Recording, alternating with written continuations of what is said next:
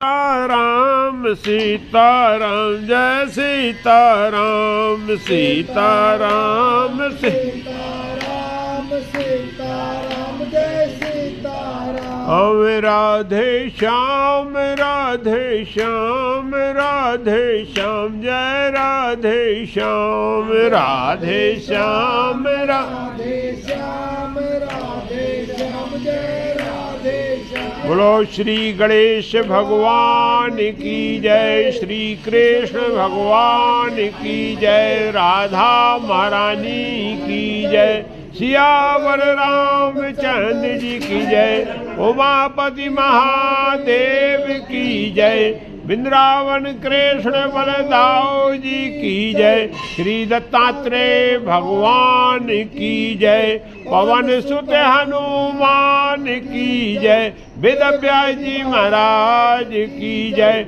बोलो सब संतन की जय जय सीताराम। हर हर महादेव। गजाननम भूत गणाधिसेवितम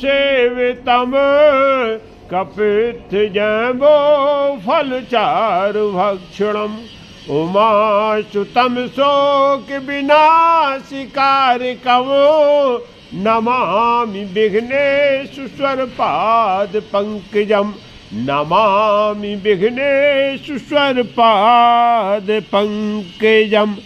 वासुदेव सुतम देवम कंस चारोणमर्दनमो देवकी परमानंदम कृष्णं वंदे जगत गुरुम कृष्णं वंदे जगत गुरुम कृष्णं वंदे जगत गुरुम। सरस्वती महाभागे देवी कमललोचने विद्यारूपे विशालाक्षी विद्याम देहि नमोस्तुते विद्याम देहि नमोस्तुते विद्याम देहि नमोस्तुते। श्री गणेशाय नमः।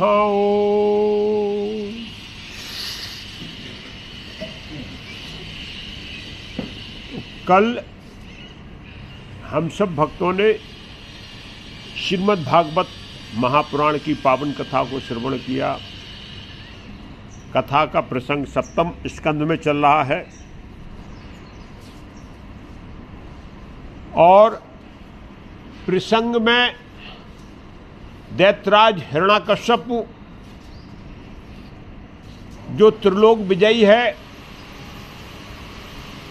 जो साक्षात अत्याचारती की प्रतिमूर्ति है, भगवान विष्णु के भक्ति का परम विरोधी है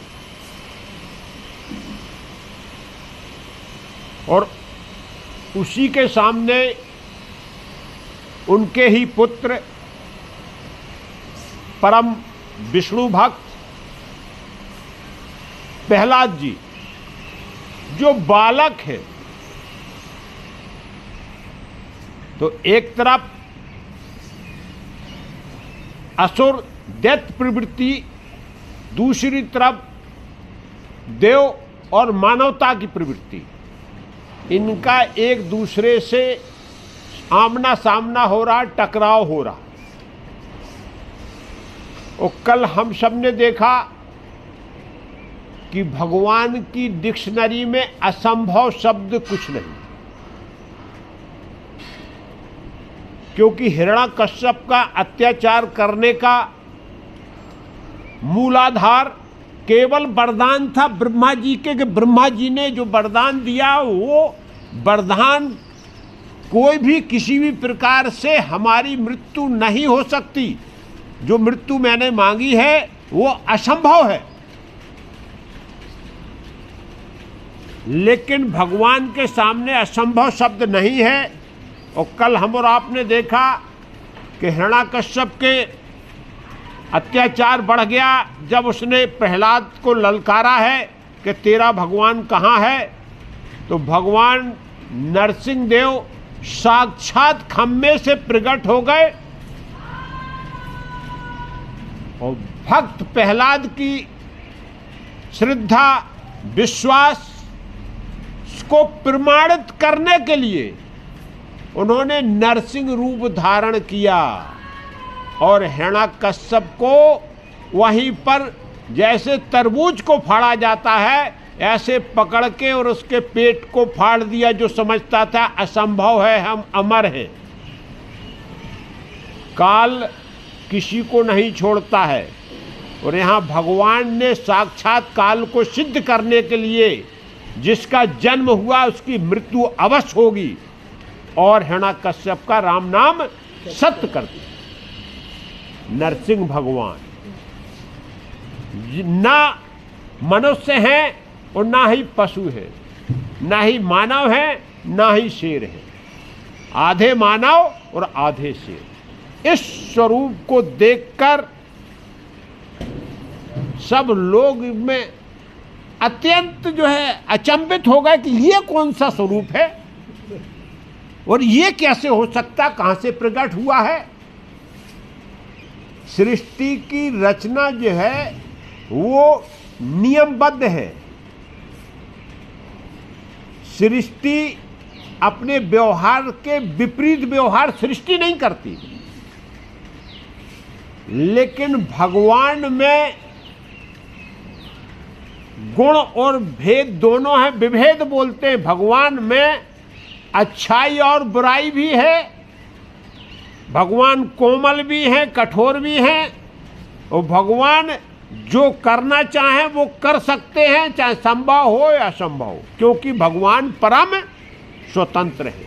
ये मानव में और भगवान में अंतर है कि जो कुछ मानव वही कर सकता है जो उसकी शक्ति और सामर्थ्य और सृष्टि की जो व्यवस्था बनाई गई है, लेकिन भगवान इस सृष्टि से, भगवान इस माया से परे हैं और वो उस व्यवस्था को छिन्न भिन्न भी करने की शक्ति रखते हैं।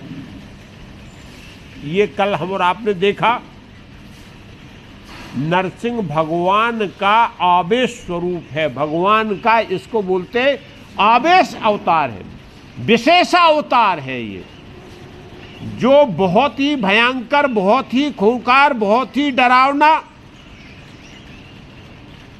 और भगवान जब जो नरसिंह भगवान राक्षसों की समाप्ति करने के बाद हिरण्यकश्यप के जो है शरीर को वहीं नीचे सिंहासन के नीचे फेंक देने के बाद में स्वयं वहां सिंहासन पर विराजमान हो गए। विराजमान होके लेकिन भगवान शांत नहीं हुए हैं। भगवान की जीभ लपलपा रही है, खून से आच्छादित हैं। और जब क्रोध में आके नरसिंह भगवान अपने सर को हिला देते हैं तो सर में जो बालों में जो खून लगा हुआ, वो जब खून छिटकता है चारों तरफ तो बादल तितर बितर हो जाते। आसमान में भूकंप आ जाता। आसमान में जैसे हवा चलती है तो बादलों को फाड़ देती है, ऐसे केवल नरसिंह भगवान के क्रोध से और केवल गर्दन को हिलाने से बादल जो है छितर बितर हो जाते आकाश में।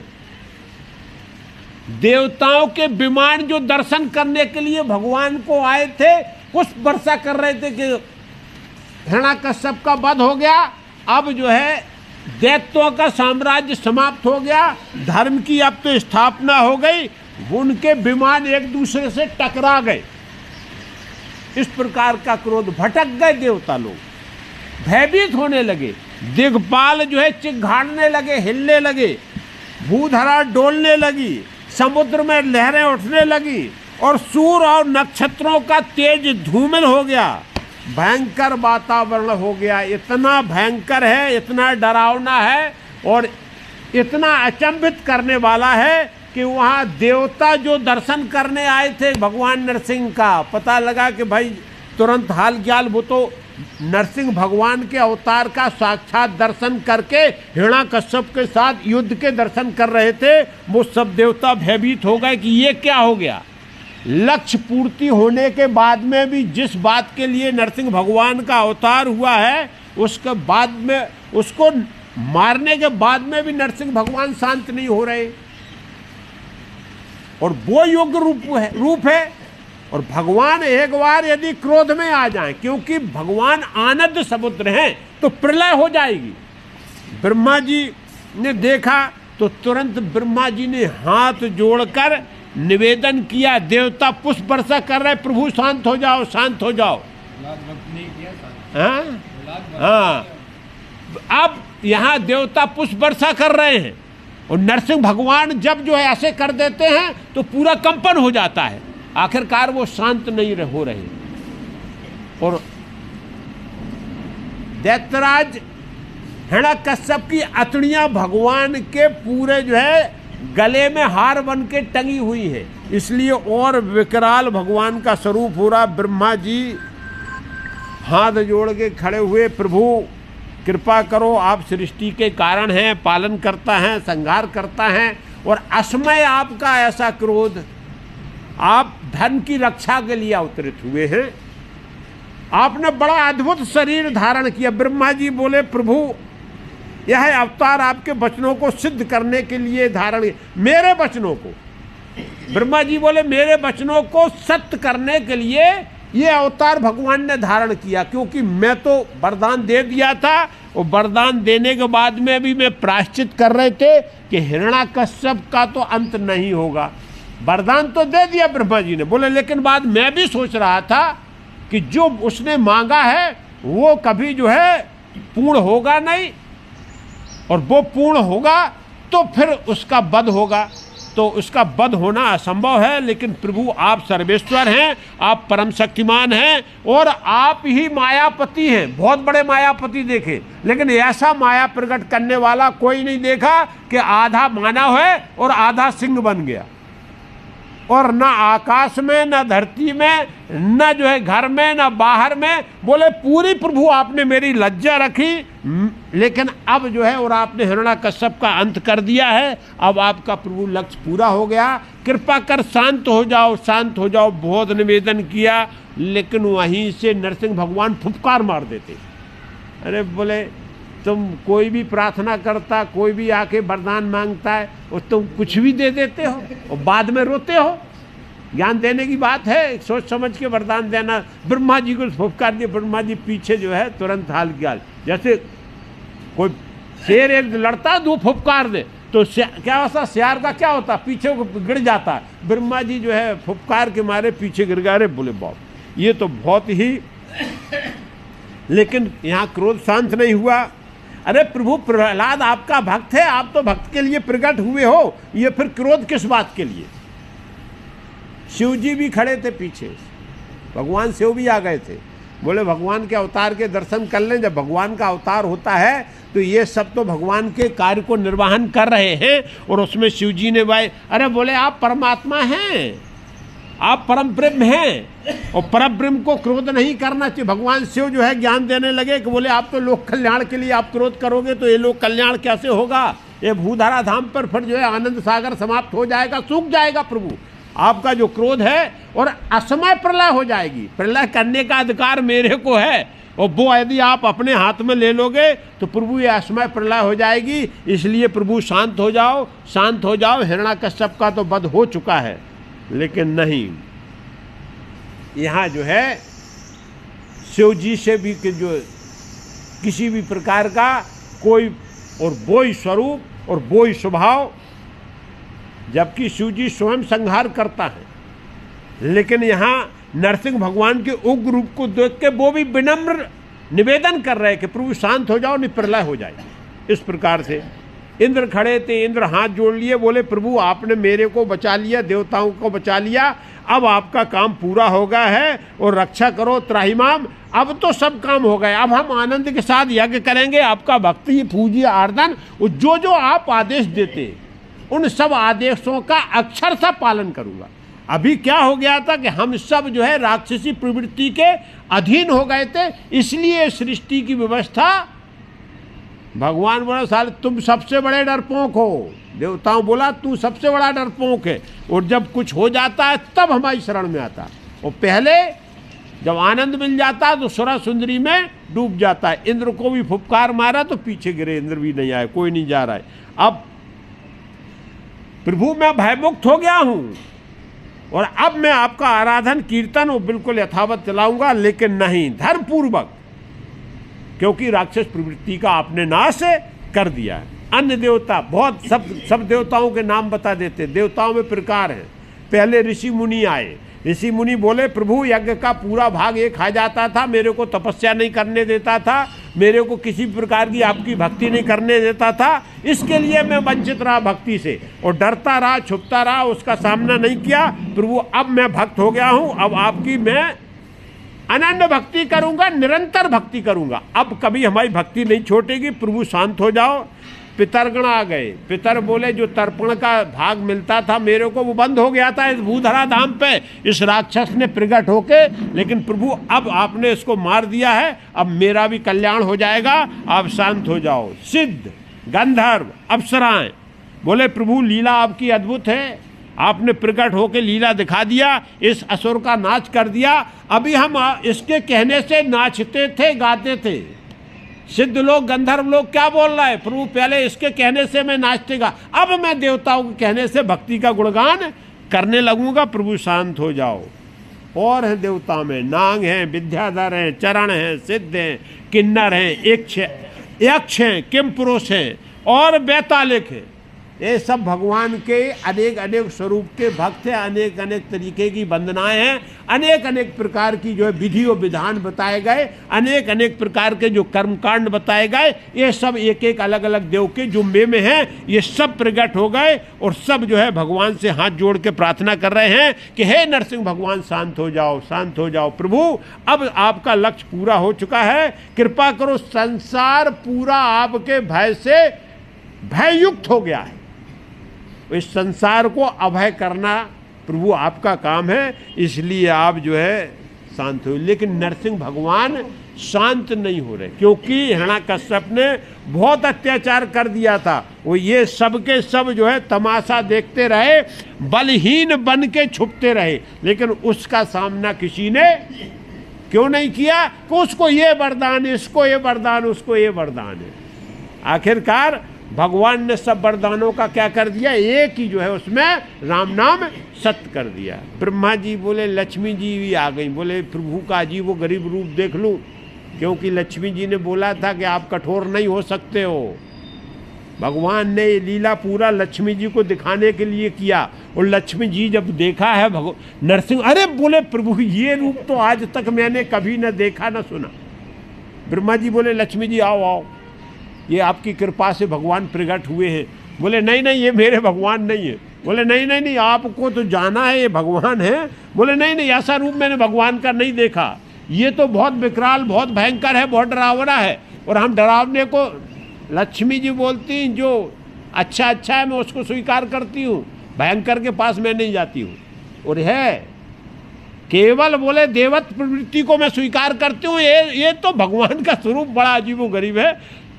ब्रह्मा जी बोले भाई देखो ऐसा है, तुम उनकी जो है लक्ष्मी जी हो, सेवा करती हो रात दिन, और भगवान जो है सबसे ज़्यादा प्रेम इस संसार में किसी से करते तो आपसे करते हो।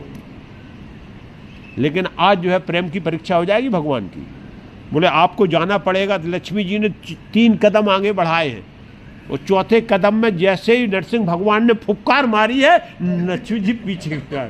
बोले नहीं नहीं प्रभु, हाथ जोड़ लिया, बोले मैं नहीं जाऊंगी, और ये तो बहुत भयानक स्वरूप है, और इस स्वरूप को मैं नहीं देखना चाहती हूँ, मैं स्वीकार नहीं करती इस स्वरूप को। आध्यात्मिक विषय यही है।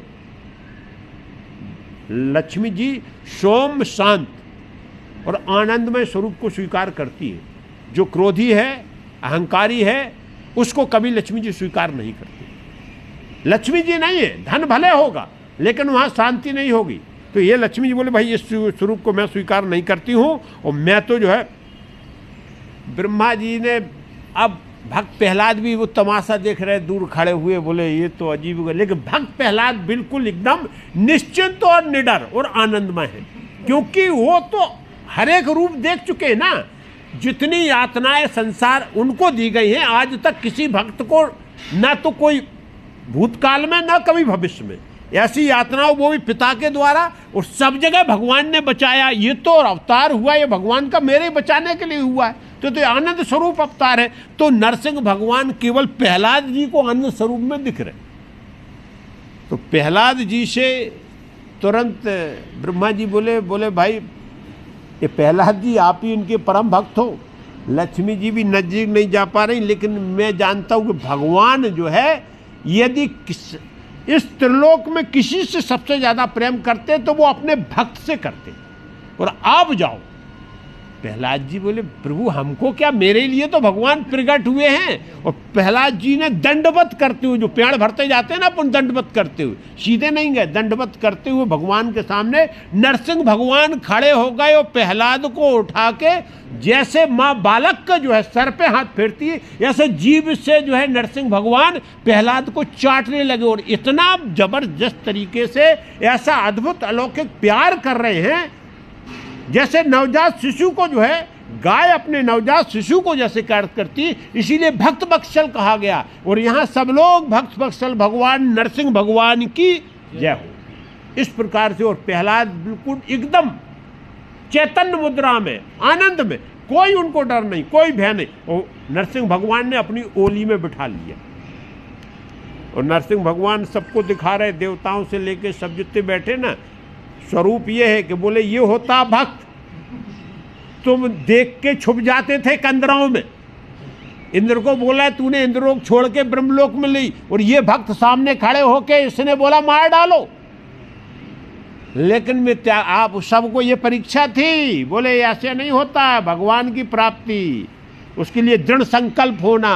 ये मेरा दृढ़ भक्त है, ये मेरा दृढ़ भक्त है। और भक्त प्रहलाद के सामने क्या लिखा जाता? भक्त शिरोमणि। भक्त प्रहलाद का नाम ऐसे नहीं लिखते, भक्त शिरोमणि प्रहलाद की ये है। बोले ये भक्त शिरोमणि है, भक्तों के ऊपर भक्त है। क्यों? क्योंकि इसने दृढ़ संकल्प किया। ये किसके लिए? भगवान के लिए। ये किसके लिए संघर्ष किया? कि भगवान विष्णु की भक्ति का कोई नाश नहीं कर सकता। बकाया तो कोई नाश करने वाला पैदा हुआ नहीं, लेकिन अपने अंदर तो ये जो है आत्मविश्वास होना चाहिए। संघर्ष करने की थोड़ा सा भी कठिनाई आ जाए, थोड़ा सा भी कोई भय दिखा जाए, तो हम अपना धर्म ही छोड़ के भाग देते। बोले अरे नहीं भाई, मरने दो, क्या करना है, अरे ये तो है दुष्ट है, अत्याचारी, जैसा बोलते वैसा कर लो। अरे नमाज पढ़ने के लिए बोलते, बोले नमाज पढ़ लो, कोई फर्क नहीं पड़ता। और यही हुआ, यही हुआ। कितने लोग धर्म परिवर्तन कर लिए। और ये तो वो हिरण्यकश्यप हो रही है प्रहलाद, लेकिन नहीं, आप मेरे पिता हो, पिता पुत्र का संबंध हो सकता है, लेकिन तुम भगवान, मेरे आराध्य को, मेरे भगवान को यदि आप जो है तिलांजलि दे रहे हो तो मैं नहीं छोड़ सकता हूं। तेरे को छोड़ना, तेरी जो गति होगी भगवान करेंगे। ये कथानक है। ये प्रहलाद जी से लाड़ प्यार हो गया। बोले प्रभु मैं भी कुछ आपकी वंदना कर लूं। इन सब लोगों ने तो कर लिया, आपने किसी की वंदना पर कोई ध्यान नहीं दिया। थोड़ा प्रहलाद जी भी हाथ जोड़ के खड़े हुए। और महिमा का गुणगान करना बहुत जरूरी है भगवान, क्योंकि परम शक्तिमान है और परम बलवान है। ये हमको ध्यान में रखना है भगवान की। मैं बोले प्रभु आप सर्वशक्तिमान है, सर्वव्यापक है, उस सृष्टि के आप ही करता है।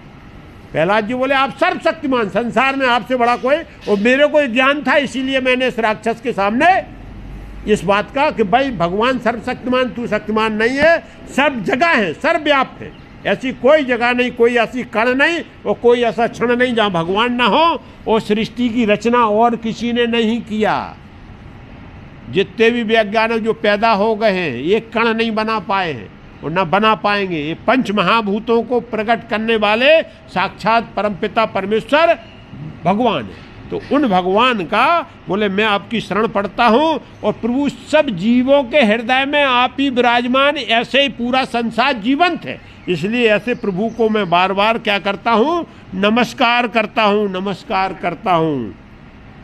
प्रभु मैं असुर कुल में जन्मा, अपनी निम्नता दिखा रहा है। ये भक्त का स्वभाव है कि मैं कुछ नहीं हूँ, मैं कोई भक्त नहीं हूँ, मैं तो राक्षस हूँ, असुर कुल में मैंने जन्म लिया है। मेरी स्तुति का आपके ऊपर क्या प्रभाव होने वाला है? लेकिन फिर भी आपने प्रभु मेरे ऊपर कृपा करने के लिए मेरी शरणागति को स्वीकार किया है। ये भक्त प्रहलाद बोले नहीं, मैं असुर कुल में हूँ, मैं क्या जानूँ भक्ति करना, क्या जानूँ स्तुति करना। लेकिन ये सब जो है आप जब आपकी स्तुति ब्रह्मा से लेके इंद्र से लेके इतने देवत जो खड़े हुए विद्याधर से सब ये नहीं कर सकते, तो मैं क्या आपकी स्तुति करूंगा। और हम आप थोड़ा सा वंदना याद कर लेते ना, या एक आध दो जो है क्या आ गया हमको कर्मकांड याद आ गया या कोई अष्टांग याद, हम बोले इतने बड़े भक्त बन जाते, बोले हमसे बड़ा कोई भक्त संसार में पैदा नहीं हुआ। प्रहलाद कह रहे बोले जब ये सब नहीं आपकी वंदना कर सकते तो मैं आपकी क्या वंदना जानूं, मैं तो बिल्कुल एक निहाज असुर हूं। मेरे पास कोई भी ऐसा चरित्र नहीं जो आपको मैं प्राप्त कर, लेकिन आपकी कृपा से आपने मेरी शरणागति को क्या किया है, स्वीकार किया। ये भक्त का स्वभाव होता है। यहाँ इस प्रकार से प्रभु मैं जान गया कि आप केवल भक्ति से प्रसन्न होते, ये ज्ञान मेरे को अब सत्य ज्ञान हो गया है। ना आप धन से, न तप से, न विद्या से, किसी से नहीं, केवल भगवान। मैंने देखा ये बात, क्योंकि हमसे तो बहुत बड़ा धनी हिरण्यकश्यप और ये सब त्रिलोक विजयी थे, मेरे पास क्या, मैं केवल तो जान गया कि धन तप या विद्या से नहीं, भगवान केवल भक्ति से प्रसन्न होते हैं। और निष्कपट भक्ति भगवान को प्राप्त करने का सरल मार्ग है। केवल एक ही बात बोला है कि निष्कपट भक्ति हो, छल से नहीं, भगवान को चतुराई से नहीं प्राप्त करना। भगवान के सामने चतुराई नहीं चलती, नहीं चलती। निष्कपट का मतलब ये भगवान से कपट नहीं, लेकिन हम और आप चतुराई रखते हैं भगवान के साथ भी। जैसे संसार से चतुराई रखते हैं ऐसे ही भगवान से भी चतुराई से नहीं, सरल हृदय से। क्योंकि भगवान ने यहाँ बोला कुछ, निर्मल मन जन सो मोह पावा, मोह कपट छल छिद्र न भावा। भगवान पहले इस बात को बोले हैं कि मेरे को निर्मल मन वाला चलता, सरल हृदय से आओ। जो कुछ भी है, यदि अपराध भी घटित हुआ लेकिन शरणागति, बोले 1000 पाप किए हूँ लेकिन भगवान की शरणागति स्वीकार कर ली, भगवान बोलते चिंता को निश्चिंत रहो क्योंकि आप मेरी शरण में आ गए। लेकिन दुराह नहीं कि भगवान नहीं देख सकते, हम नाना प्रकार के कर्म कर जाएंगे और बाद में 5 किलो लड्डू चढ़ा देंगे, भगवान प्रसन्न कभी नहीं प्रसन्न होंगे। सरल हृदय से आप भगवान की शरणागति करो और बस इसी में भगवान प्रसन्न।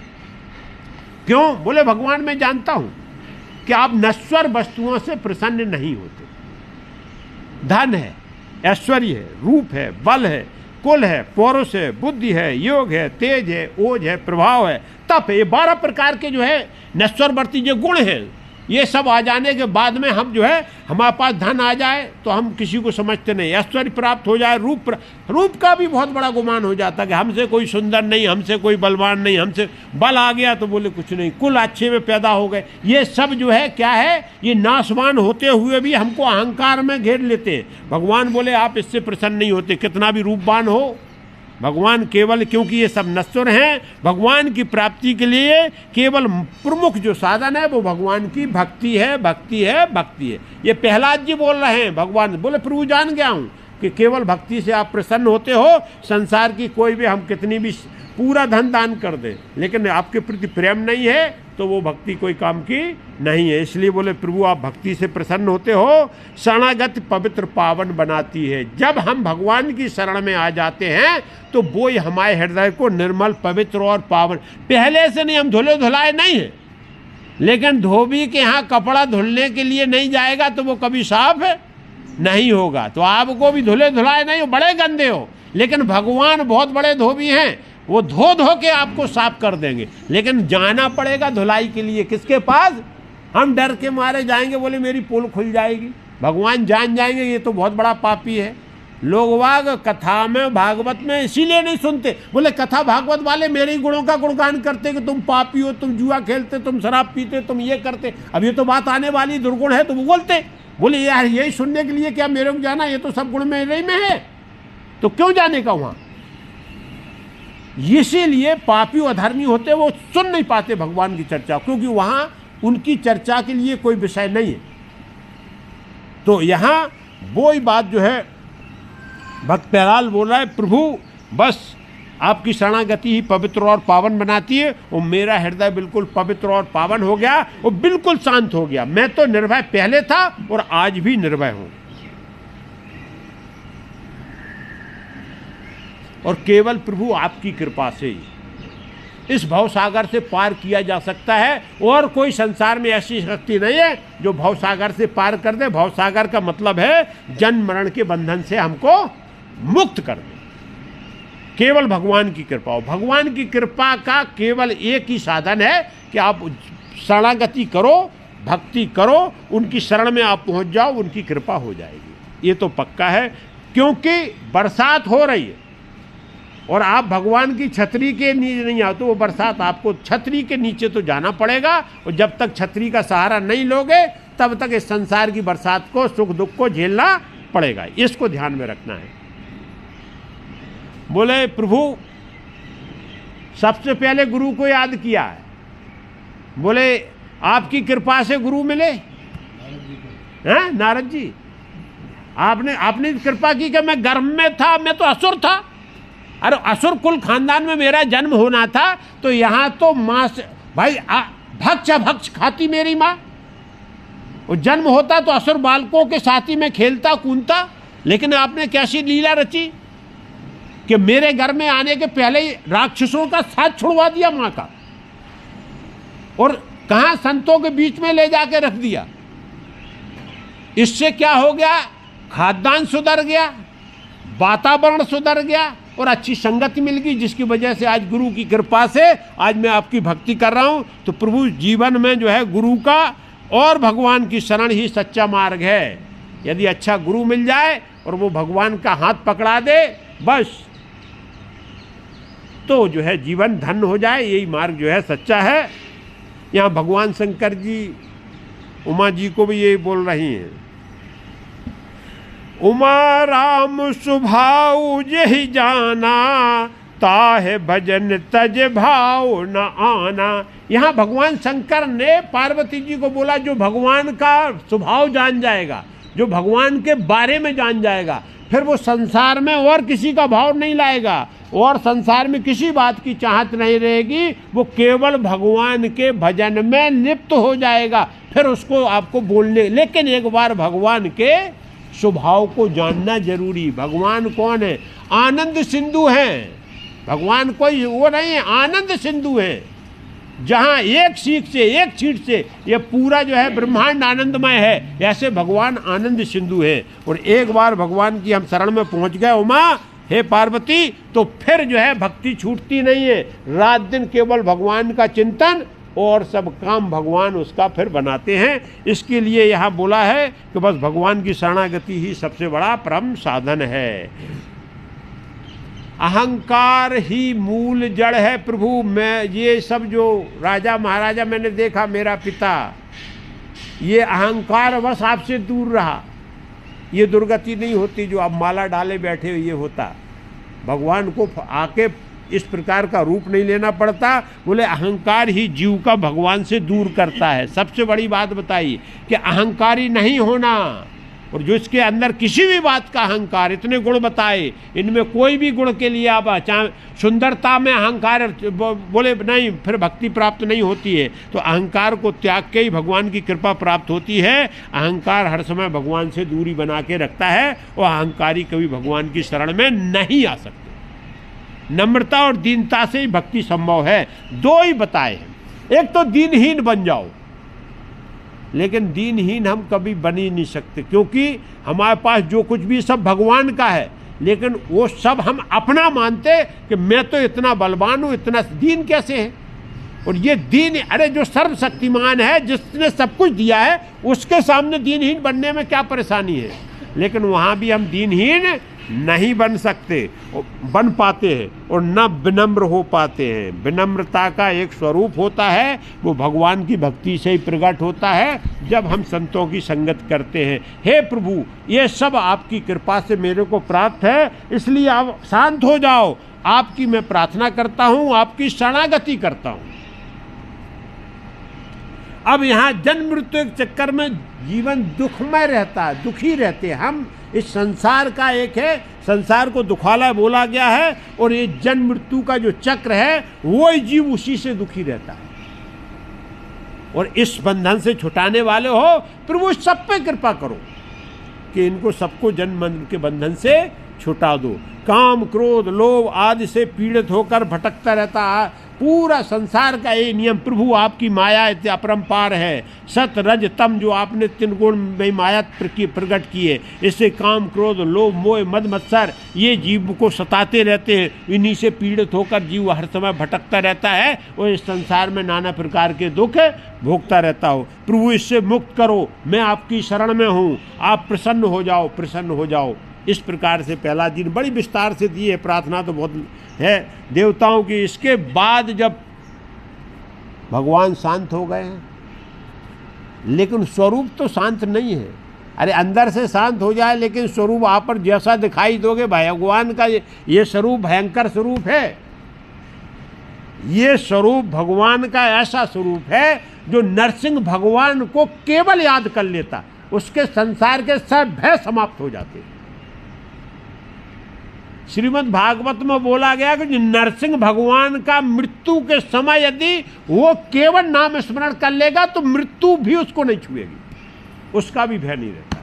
नरसिंह भगवान का अष्टांग आता है, उसका जो है पाठ करना पड़ता है। अब कभी भी यदि भय लग रहा है जीव किसी भी बात का, किसी तंत्र यंत्र मंत्र किसी भी प्रकार की बाधा का भय लगता है, नरसिंह भगवान की स्तुति है, अष्टांग वो बताया गया है, उसमें यदि जो उसका पढ़ लेगा रोल बनाए, फिर उसके सामने ये सब भय मुक्त हो जाता है। इसीलिए भगवान ने स्वरूप को धारण किया है, तो नरसिंह भगवान भय मुक्त करने वाले हैं, इसलिए स्वयं उन्होंने भय को धारण करके रखा है। इस प्रकार से फिर यहाँ जो है सब देवताओं ने स्तुति की। ब्रह्मा जी आदि देवता भगवान को, आप प्रभु सर्वशक्तिमान हैं, धर्म की रक्षा के लिए आप प्रकट हुए हैं, प्रहलाद की भक्ति से प्रभु आप प्रसन्न हुए हो, ये बहुत बड़ी बात है। ब्रह्मा जी बोले हम सब जो है आपका, लेकिन आप प्रहलाद जी की भक्ति से प्रसन्न हुए हो। अब हम जान गए कि प्रभु भगवान किसके बस में, भगवान सदा भक्तों के बस में। और बोले प्रभु आपने साबित कर दिया कि आप केवल भगवान भक्तों के बस में। भगवान प्रसन्न हो गए, प्रहलाद जी से बोले आप, मैं परम प्रसन्न हूँ, आपने जैसा भक्ति का उदाहरण प्रस्तुत किया है, जैसा आपने आस्था और विश्वास भगवान में जो आपने आस्था और विश्वास और विष्णु भक्ति का जो भूधरा धाम पर उदाहरण प्रस्तुत किया है, वो उदाहरण के लिए मैं प्रसन्न हूँ। और प्रसन्न होके क्या हो जाता है, मेरे दर्शन का यही सबसे बड़ा लाभ है कि उसको परम आनंद की प्राप्ति हो, और मैं आपको भी परम आनंद देना चाहता हूँ। इसलिए प्रहलाद जी आप वर मांगो, वर मांगो, वर मांगो। वो स्वामी तुलसीदास जी बोले भगवान के दर्शन का, भगवान के स्वरूप का क्या है, मम दर्शन फल परम अनूपा, जीव पाऊ निज सहज स्वरूपा। भगवान के दर्शन का केवल एक ही फल है, परम फल है, क्या है, हम सहज भाव में आ जाते। सहज कम है जब हमें अपने अंतरात्मा में जो है शांति दिखाई देने लगे, हम अंतरात्मा में भगवान की अनुभूति करने लगे। जब ये संसार दिखाई नहीं दी जाए, वो सहज भाव होता है। जैसे हम ध्यान में हैं और केवल साक्षात भगवान का, वो सहज भाव है आपका।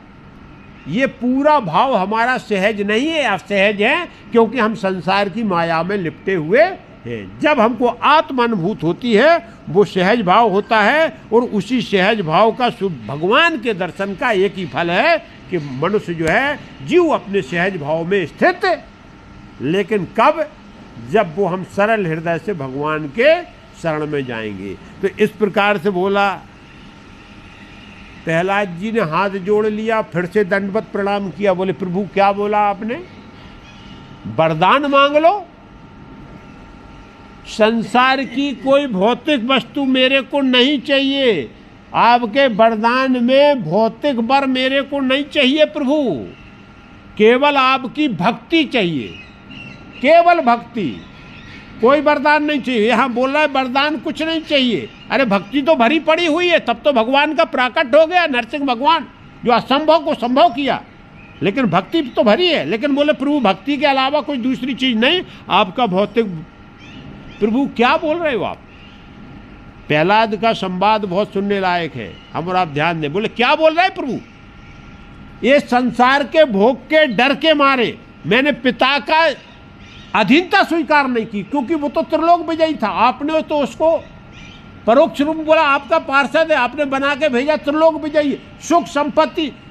हिरण्याकश्यप का ही केवल उदाहरण है कि वो जो चाहता था वो प्रकट होता था, आनंद के लिए जो चाहिए वो अपने आप प्रकट होता था। ये भगवान में शक्तियाँ थी जो हिरण्याकश्यप ने करके दिखाया है, बहुत विस्तार से दिया गया कथा। वो शक्ति को बोले प्रभु हम, और फिर आप बोल रहे हैं मेरे को, मैं भोग के डर के मारे आपकी शरण में आया हूँ और आप बोल रहे वरदान मांग लो। यदि हम वरदान आप कोई भी दे दोगे, संसारी कोई भी चीज दे दोगे, तो फिर मैं उसके प्रति आकर्षित हो जाऊंगा। प्रभु नरसिंह भगवान को हाथ जोड़ के प्रहलाद जी बोले प्रभु ये वरदान का प्रलोभन मेरे को मत दो, मैं आपका भक्त हूँ, ये प्रलोभन में मेरे को मत डालो, क्योंकि आप संसार को पूरे को इस प्रलोभन में डाल के उस जन्म मृत्यु के बंधन में फंसा के रखे हो। ये हम और आपके लिए ज्ञान है। प्रहलाद बोले प्रभु प्रलोभन नहीं कि हमने भक्ति किया, आज एक बोले क्या करो, पूरे सावन सोमवार रहो, आपको ये फल मिल जाएगा। मिल गया, हम आनंद हो गए, फिर सावन सोमवार हम भूल गए। भगवान का यही काम है ना कि भाई व्रत उपवास करो, हमें ये मिल जाएगा, मिल गया तो हम भूल गए। बोले प्रभु वरदान दे दोगे हम, ये तो बोले प्रलोभन आपका नहीं चलेगा प्रभु, ये संसारी जो है भोगों को कि प्रलोभन मेरे को नहीं दिखाओ प्रभु। और प्रहलाद जी बोले प्रभु मैं व्यापारी नहीं हूँ, आप क्या मेरे को बनिया समझते हो? ये जो है केवल व्यापार कहाँ होता, लेन और देन। यदि मैंने ऐसा किया तो आप ऐसा कर दो। ये जो है स्वामी सेवक का संबंध नहीं है, भगवान और भक्त का संबंध नहीं है। यदि मैंने आपका आराधन पूजन तपस्या कीर्तन किया और उसके बदले में आपने कुछ दे दिया, ये तो व्यापारिक हो गया। ये ग्राहक का और दुकानदार वाला संबंध हो गया कि आपने जो है वरदान देने की दुकान खोल के रखी है, नाना प्रकार के वरदान दे रहे हो और जो है ग्राहक जा रहा उसको अपनी भक्ति के द्वारा खरीद रहा। तो हम भक्ति इसके लिए थोड़ा किए कि आपका वरदान प्राप्त कर लें और हम आनंदमय हो जाएं। बोले नहीं, बोले कामना युक्त नहीं, कामनाओं से मैं परे हूँ प्रभु। और ये तो राजा और प्रजा का संबंध होता है, ऐसा भगवान और भक्त का संबंध नहीं होता। राजा क्या, प्रजा क्या चाहती कि हम अच्छा काम करेंगे, राजा की सेवा करेंगे तो राजा हमको धन लुटा देगा, नौलखा हार दे देगा। जय जयकार करते, जैसे भाट लोग जाते हैं राजा के दरबार में, अच्छा गाना गाए, राजा की जय जयकार किया, उसने असरपियाँ लुटा दी। हम प्रजा गई, प्रजा जो है अच्छा काम किया, बोले ले जाओ खजाना खुला आपके लिए। और प्रजा, राजा क्या चाहता है कि यदि प्रजा खुश रहेगी तो मेरे को राज करने को मिलेगा। वो राजतंत्र भोगना चाहता, प्रजा राजा के द्वारा दिए गई भोगों को भोगना चाहती है। ये तो राजा और प्रजा का संबंध नहीं प्रभु, में भगवान और भक्त का संबंध है। प्रहलाद जी बोले प्रभु, गोस्वामी तुलसीदास जी ने बोला है भक्त के लिए और हम सब के लिए बताया कि क्या स्थिति होती है। यदि ये है तो फिर हम भक्त नहीं है। जीवन में बहुत सी चीज़ें चली जाती हैं भक्ति में, सेवा ऐसे नहीं होती, बहुत सी चीज़ें खत्म हो जाती हैं। यहाँ वो बहुत सुंदर बताया, सेवक सुख चह मान भिकारी, व्यसनी धन सुवगत विचारी, लोभी जसु चह चार गुमानी, नब दुह दूध चहत यह प्राणी। अकाट सत्य बोला गोस्वामी तुलसीदास जी ने बोला, सेवक होके यदि कोई सुख चाहता तो फिर वो सेवक है। सेवक के जीवन में सुख नहीं होता, सेवा होती है। और सेवक हो और सुख चाह रहे तो फिर आप सेवक हैं। और कोई भिखारी चाहे कि हम भीख भी मांग लूँ, वो मेरा मान सम्मान हो जाए, दोनों एक साथ। भाई भिखारी हो तो मान सम्मान पहले आपको छोड़ना पड़ेगा, जहाँ चाहो वहाँ हाथ बढ़ा दो, क्योंकि आपको डर होगा हम आपसे कुछ मांगेंगे तो बोले अरे यार ये तो ये मांग रहे, तो मतलब मान की बात है। मान सम्मान यदि है तो फिर भिखारी नहीं हो सकते। तो बोले भिखारी के लिए मान सम्मान इस संसार में नहीं है। और व्यसनी चाहे जो व्यसन में लगा हुआ है, जो 5 प्रकार के इसमें बताए गए हैं, 5 प्रकार के व्यसन बताए गए हैं। पहला जुआ खेलना, द्वित कीड़ा, दूसरा मदपान करना। नाना मदपान का मतलब केवल शराब से नहीं है, नाना प्रकार के जो संसार में जहर बने जो बुद्धि को भटका दे, वो सब जो है व्यसन होते हैं। तीसरा व्यभिचार करना, संबंधों में पवित्रता। व्यभिचार केवल किसका होता है? जो संबंधों में पवित्रता नहीं रखते, जिनके संबंध अपवित्र होते, उसको बोलते प्राणी को व्यभिचार, चाहे स्त्री हो या पुरुष हो। और चौथा है हिंसा करना, अपने द्वारा किसी को कष्ट पहुंचाना, परेशान करना, नुकसान पहुंचाना, हतन करना, ये हिंसा है। और पांचवा जो है धन की चोरी करना। धन की चोरी का बहुत बड़ा अर्थ है, सबकी चोरी होती है। यदि कोई भी चीज को आप अधर्म के तरीके से प्राप्त कर रहे हैं, वो चोरी है, बस इतना हम और आप समझ लें। कोई भी हो, सब आप धर्म के युक्त तरीके से प्राप्त करोगे तो चोरी नहीं। संसार में जो भी चीज़ आप प्राप्त करना चाहते हो, दूसरी की छीनना चाहते हो, तो ये 5 प्रकार का जो होता है, ये व्यसनी जो लोग होते हैं वो खेत में से कोई फ्रूट तोड़ के खा लिया, हाँ चोरी है। क्यों नहीं, ये मार मार के भूत बना देगा जाएगा। भाई बगैर परमिशन के आपको नहीं लेना है, सार्वजनिक नहीं है वो, किसी यदि स्वामित्व है तो आपको उससे तिनका भी लेना तो उससे अनुमति से लेना। नहीं, वो बोलते नहीं कि क्यों खाया। अरे नहीं, वो भाई आपका विचारधारा वो हो सकती है भाई, जितनी बड़ी चोरी उतनी बड़ा सजा। अरे ठीक है, आप जो है प्रायश्चित कर लोगे, माफ हो जाएगी, बोले कोई बात नहीं, कोई बात नहीं, वो सब चलता है, ये सांसारिक व्यवहार है। लेकिन जहाँ तक ये संयम नियम का इसका ध्यान बताया गया है, उन ये व्यसनी लोग जो होते हैं ना, इनके पास कभी धन नहीं टिकता है। यदि वो चाहें कि हम धनी हो जाएं, कभी नहीं हो सकता। व्यसनी के पास धन और व्यभिचारी चाहे, जो व्यभिचार कर रहा है संबंधों में, वो चाहे कभी शुभ गति हो जाएगी, कभी नहीं हो सकती, उसको नरक में जाना पड़ेगा। ये जो है गोस्वामी तुलसीदास जी, लोभी जस चाहे लोभ करके और हम जस प्राप्त कर ले कि मेरा झंडा जो है बाहर बोले बहुत बड़ा दानी है, बहुत बड़ा सहायतार्थ है, बहुत बड़ा नहीं। लोभी आदमी कभी जस प्राप्त है, क्योंकि वो अपने ही साल ये सोच रहा था। लोभी का मतलब स्वार्थी, जो केवल अपने बारे में सोचता है, वो उसको क्या जस, कौन गुणगान करने वाला? गुणगान उसी का होता है जो परमार्थी होता है। तो लोभी के लिए कभी जस नहीं है। और क्या होता है, जो अभिमान में डूबा रहता है, उसको चार फल जो बताए गए हैं, धर्म अर्थ काम और मोक्ष, अभिमानी के पास भटकते भी नहीं है। इस प्रकार से यदि ये इस प्रकार का चाह रहे, ये होके चाह रहे, तो आकाश से दूध दुहने के समान है। जैसे आकाश से कहो कि भाई दूध बरसा दो, पानी बरसता आकाश से दूध, तो ये जो है असंभव बातें हैं जो नहीं हो सकती हैं। तो यहाँ प्रहलाद जी बोले प्रभु हम सेवक हैं, उस सेवक के लिए ये नियमावली लागू नहीं है। भगवान ने आदेश दिया, बोले नहीं, आप भूधरा धाम पे प्राकट हुए मेरे भक्त हो, और मेरा काम है भक्तों को प्रसन्न रखना। आपको वरदान तो मेरे से लेना ही पड़ेगा। आज्ञा हो गई, भगवान ने जब आज्ञा दी तो भक्त प्रहलाद है, क्योंकि वो सामान्य नहीं है। और बोले प्रभु एक ही काम करो कि मेरे हृदय में कामना का बीज ही खत्म कर दो, यही वरदान दे दो कि मेरे अंदर मांगने की इच्छा ही ना हो, कामनाहीन कर दो मेरे को। लो वरदान मांग रहा हूँ, कितना बढ़िया वरदान मांग लिया। भगवान बोले वरदान मांगो, संसार मांगो, राज मांगो, पाठ मांगो, दुनिया की कोई मांगो, बोले कुछ नहीं, कामनाहीन कर दो, मेरी कोई कामना नहीं। ये बीज हमारे अंदर कभी जीवन में प्रकट ना हो, इसीलिए हम और आप आज तक गुणगान कर रहे हैं भक्त प्रहलाद का। वैसे कोई सामान्य बात नहीं है, ये सामान्य के लिए नहीं है, लेकिन भगवान की लीलाएं हैं। अब बड़े बड़े दिव्य पुरुष, इसीलिए उनको भक्त शिरोमणि बोलते हैं, भक्त प्रहलाद को।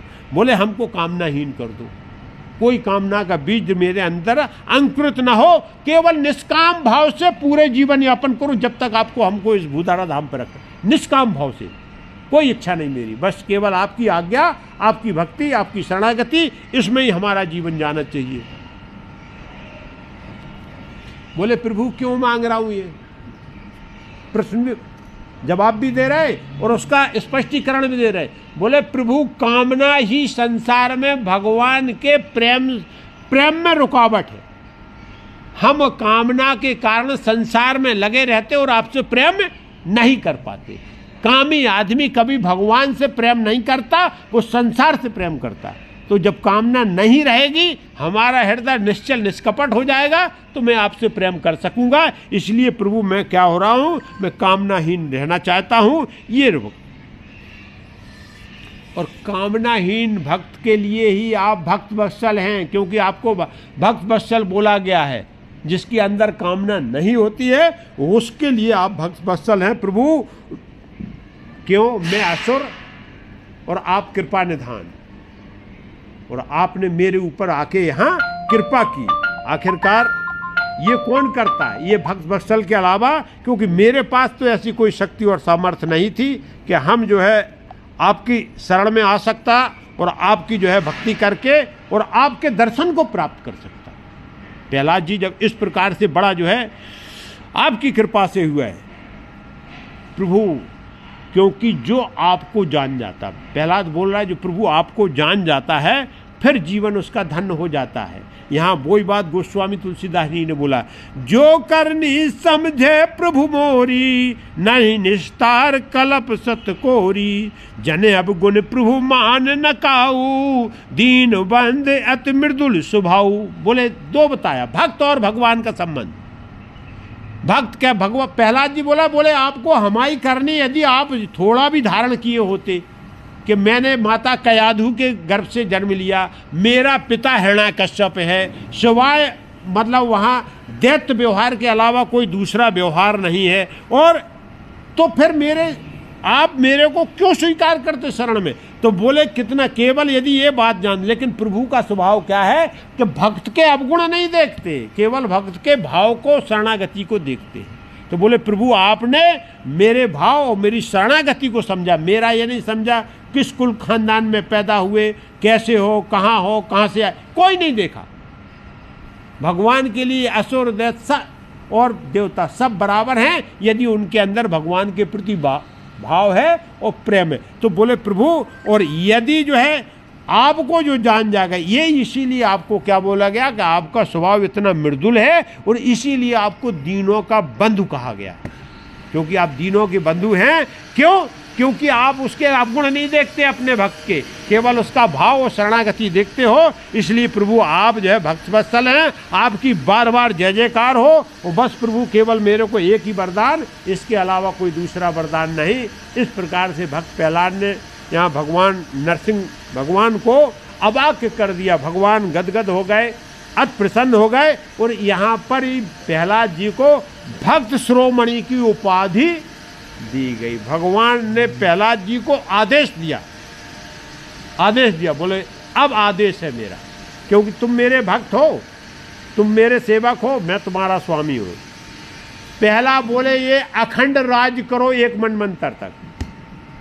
ये मनमंत्र जो चल रहा वो कब पैदा हुई? मनमंत्र में जो है बोले अखंड राज करो एक मनमंत्र तक का दिया। बोले प्रहलाद जी आपको अखंड राज करना एक मनमंत्र, लेकिन चिंता मत करो, हम आपके साथ हर समय हैं, लेकिन ये राज मेरा चिंतन करते हुए करो। आपको राज करना है, एक दैत्याधिपति की पदवी स्वीकार करना है, इस ऊपर आपको बैठना है, लेकिन मेरा चिंतन करते हुए आप जो है कर्म करो।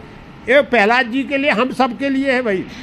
ये तो भगवान जो है केवल प्रसंग है कि हम अपना कर्म करते हुए भगवान का चिंतन करते रहें, हमें कोई डरने की जरूरत है। यहाँ बोले आप चिंता मत करो कि हम संसार भोग रहे, बैरागी होने की जरूरत। प्रहलाद को परोक्ष बोला वो आपको संसार छोड़ने की जरूरत नहीं, बैरागी होने की जरूरत नहीं, राज्य करो, लेकिन राज्य के साथ मेरा चिंतन करो। दैत्याधिपतियों के साम्राज्य को एक मनमंत्र तक भोगो, सब भोगों का भोग करो आप, लेकिन उस भोगों को भगवान क्या दिया हुआ प्रसाद समझ के भोगना है कि ये भगवान के द्वारा मेरे को प्रस्तुत किया गया है, और उसी प्रसादी को मैं क्या कर रहा हूँ, प्राप्त कर रहा हूँ। क्योंकि ये प्रारब्ध भोग है, ये सबको भोगना पड़ता है, और तुम भी आनंद के साथ भोगो, लेकिन भगवान के चिंतन के साथ बोलो।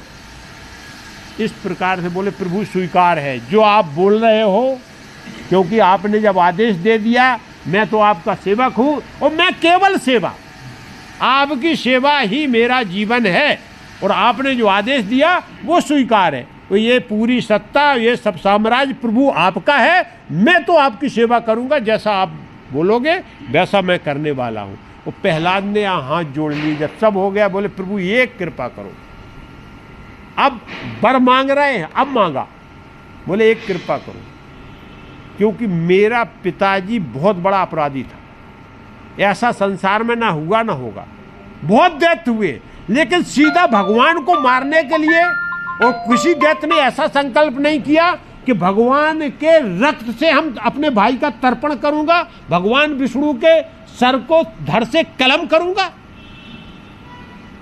बहुत अत्याचारी था उसने। अब ये सब आपकी कृपा से, आपकी माया है, और वो माया के ग्रसित था, और मेरे को लगता है कि प्रभु उसका उद्धार नहीं होगा।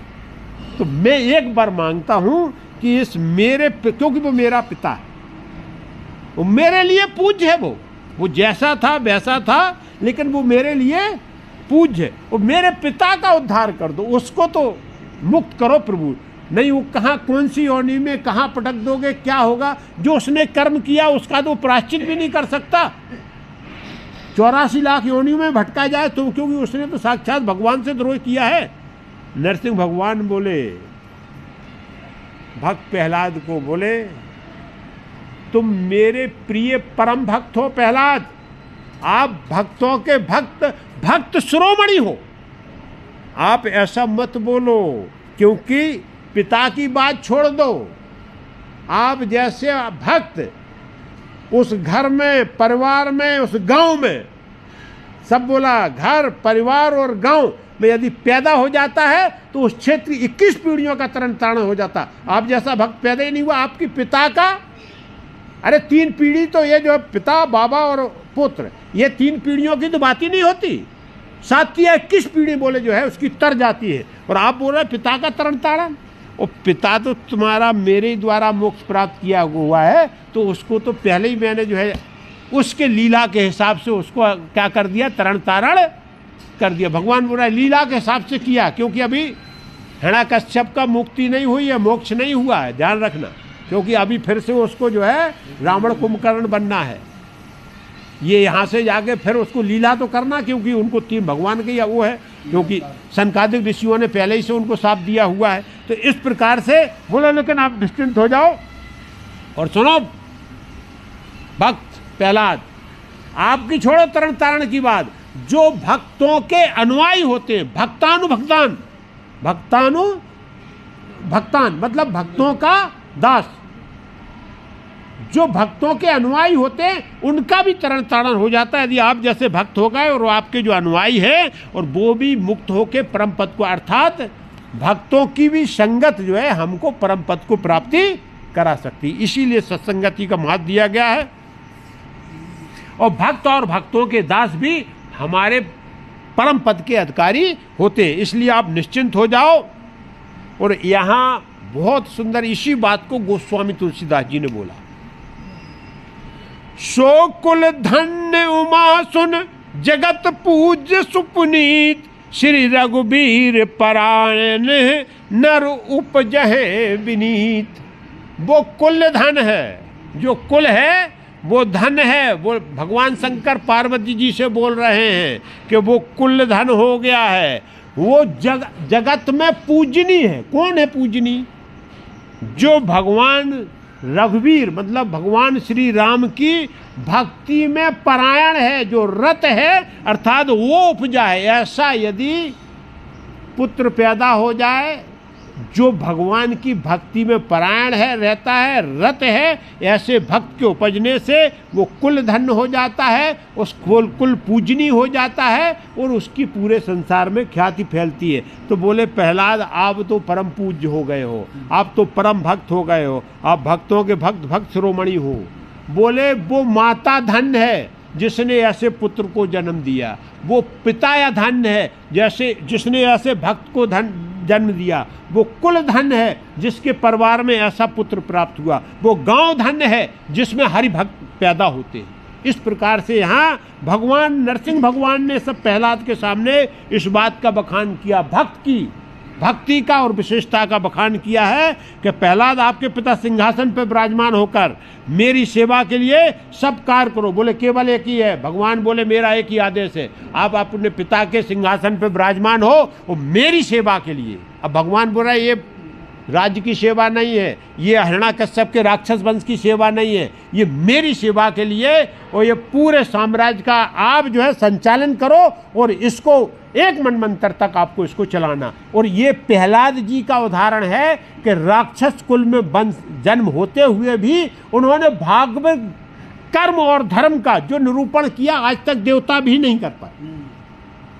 देवता जितने हैं लेकिन भक्त प्रहलाद जैसा राज, भक्त प्रहलाद जैसा शासन कोई नहीं कर, क्योंकि उनके धर्म की स्थापना जो कि राक्षस कुल में थी। ये भगवान की कृपा है। तो कथा को आज यहाँ विराम करते हैं। कल जो है भक्त प्रहलाद जी का जो है अभी ब्रह्मा जी पीछे खड़े हुए हैं, बोले भगवान नरसिंह का प्राकट हो गया, मैंने भी बहुत अपराध कर दिया कि ऐसा वरदान दिया तो मैं एक बार प्रायश्चित कर लूँ। तो समय ज़्यादा हो गया है, कथा को आज यहाँ विराम करते हैं। कल इस कथा को अपन आगे बढ़ाएंगे। बोलो श्री कृष्ण भगवान की जय, राधा महारानी की जय, बोलो सब संतन की जय जय सीताराम।